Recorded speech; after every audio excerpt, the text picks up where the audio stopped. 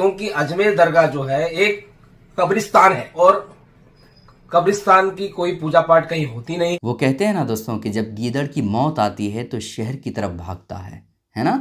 तो अब ये नफरती चिंटू जिसका नाम विष्णु गुप्ता है, जिसने अजमेर शरीफ के बारे में ये केस दर्ज करवाया था कि यहाँ संकट मंदिर है, यहाँ पर जो है शिवलिंग है, यहाँ मंदिर है जिसको तोड़ फोड़ करके ख्वाजा गरीब नवाज़ के दरबार को बनाया गया, अजमेर शरीफ को बनाया गया था।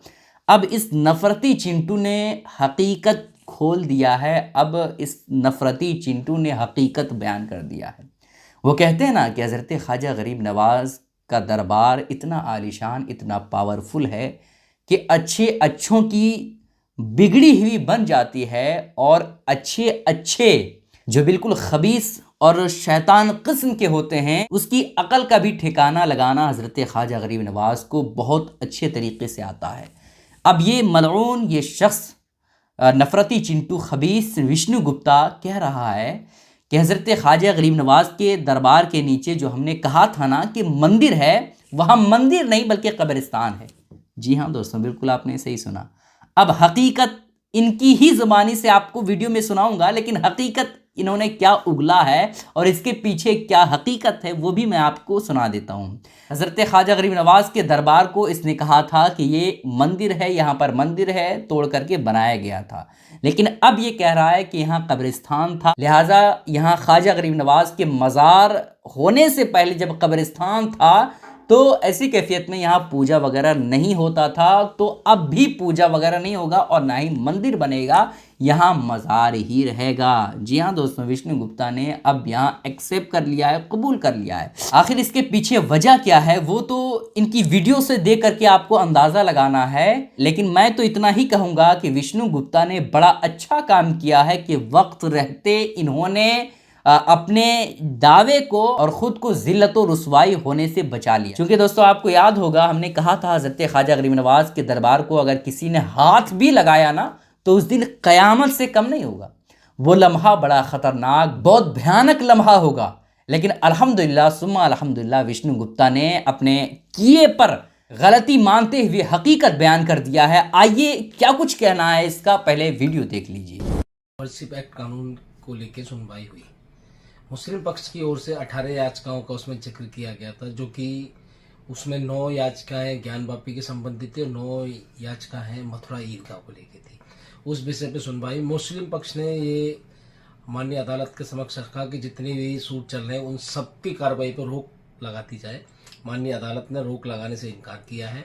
लेकिन वो 18 जो याचिकाएं हैं जिनका हवाला मुस्लिम पक्ष ने दिया है, उन याचिकाओं में कोई नया ऑर्डर अब नहीं होगा पक्ष और विपक्ष दोनों की तरफ से, ना ही उन याचिकाओं में सर्वे का ऑर्डर होगा।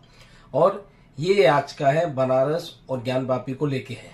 लेकिन वर्शिप एक्ट को लेके ये मामला सुप्रीम कोर्ट में है, तो माननीय अदालत ने कहा है कि अब इन मामलों को लेकर देश की कहीं किसी अदालत में नया सूट फाइल नहीं होगा। जो फाइल हो चुके हैं वो फाइल एज इट इज यूं ही चलते रहेंगे, उन पर कोई किसी प्रकार का रोक नहीं है। और अजमेर दरगाह का जो केस है जो हिंदू सेना द्वारा मैंने फाइल किया है, उस मामले पर इस मामले का कोई असर नहीं पड़ेगा, क्योंकि अजमेर दरगाह जो है वर्शिप एक्ट में आता ही नहीं है। क्योंकि अजमेर दरगाह जो है एक कब्रिस्तान है, क्योंकि और कब्रिस्तान की कोई पूजा पाठ कहीं होती नहीं है, इसलिए वर्शिप एक्ट में ये नहीं आता है। तो इसलिए ये फैसला सुप्रीम कोर्ट का अजमेर दरगाह केस जो है, जो संकट मोचन महादेव मंदिर को लेकर मैंने फाइल किया है, उस मामले में इस मामले का कोई असर नहीं पड़ेगा। 20 तारीख उसमें अगली सुनवाई है, उस पर सुनवाई होगी और हम सर्वे की मांग करेंगे।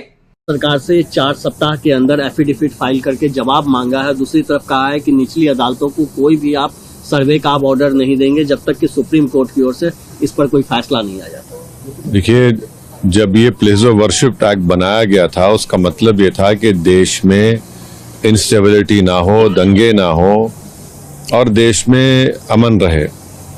अब हम जो देख रहे हैं खासतौर से संभल में जो हुआ, जिसमें एक ही दिन में केस फाइल हो गया और 1.5 घंटे के अंदर ऑर्डर भी मिल गया, सर्वे हो गया, फिर दूसरा सर्वे हुआ, उसके नतीजे में हम देखते हैं कि हिंसा हुई और 5 बेकसूर मुसलमानों की वहाँ पर पुलिस के जरिए हत्या कर दी गई फायरिंग में।